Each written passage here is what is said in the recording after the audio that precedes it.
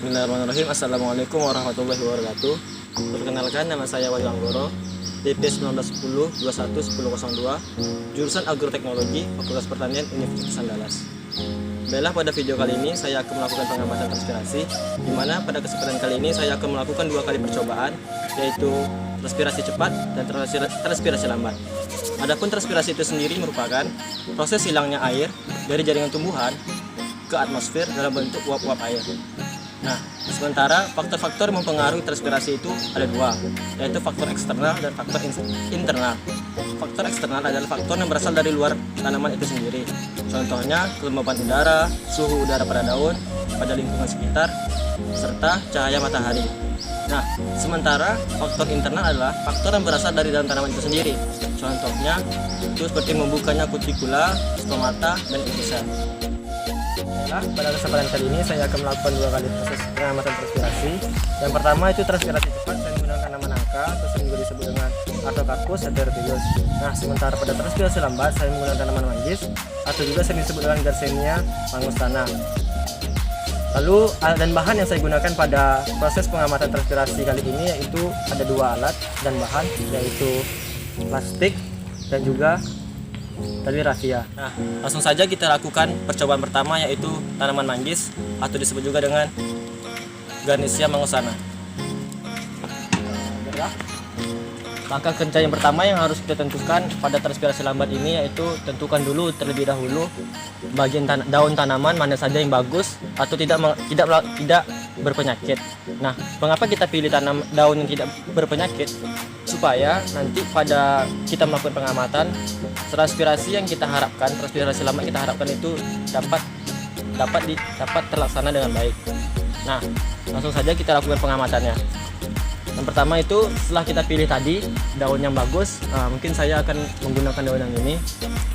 Kita bungkus daun manggis ini menggunakan plastik ini sampai ke pangkal daunnya. Nah, setelah kita bungkus, kita ikat ujung tersebut menggunakan tali rafia. Nah, seperti ini ya. Nah, setelah kita ikat, selanjutnya kita tunggu selama kurang lebih 2 jam. Setelah kita menunggu selama 2 jam, dapat dilihat hasil seperti ini.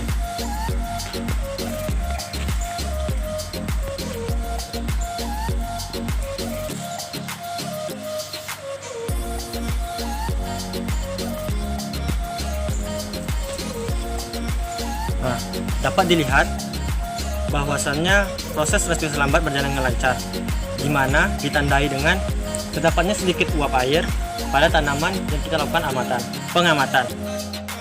Baiklah, percobaan dan pengamatan yang kedua itu kita menggunakan tanaman nangka atau disebut juga dengan Artocarpus heterophyllus.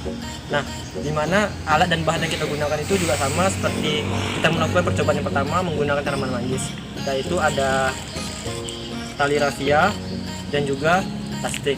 Nah, gimana dengan cara kerjanya? Cara kerja yang kita gunakan kurang lebih juga sama seperti pada tanaman manggis. Yang pertama, dipilih dulu daun mana yang ingin kita gunakan, yang mana daun tersebut haruslah tidak berpenyakit. Kenapa tidak berpenyakit? Seperti yang dijelaskan pada percobaan pertama, supaya pada saat proses transpirasi dapat berjalan dengan baik. Nah, setelah kita pilih, selanjutnya kita bungkus daun yang kita pilih tadi menggunakan plastik. Kita bungkus terlebih dahulu. Setelah kita bungkus, selanjutnya kita ikat plastik menggunakan tali rafia.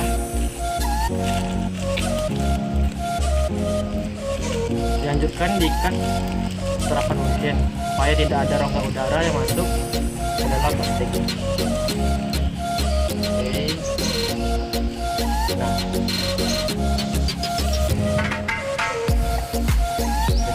setelah kita bungkus dengan plastik, selanjutnya kita tunggu selama kurang lebih 2 jam untuk melihat apakah terjadi reaksi transpirasi pada tanaman daun nangka tersebut. Setelah kita menunggu selama 2 jam, mendapatkan hasil seperti ini.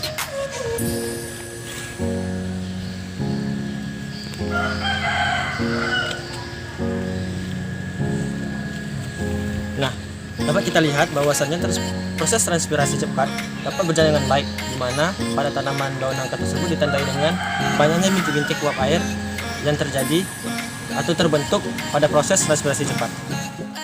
Baiklah, setelah kita melakukan 2 kali proses pengamatan, yaitu proses pengamatan transpirasi cepat dan transpirasi lambat, di mana pada transpirasi lambat itu kita menggunakan tanaman daun manggis, lalu pada transpirasi cepat kita menggunakan tanaman daun nangka.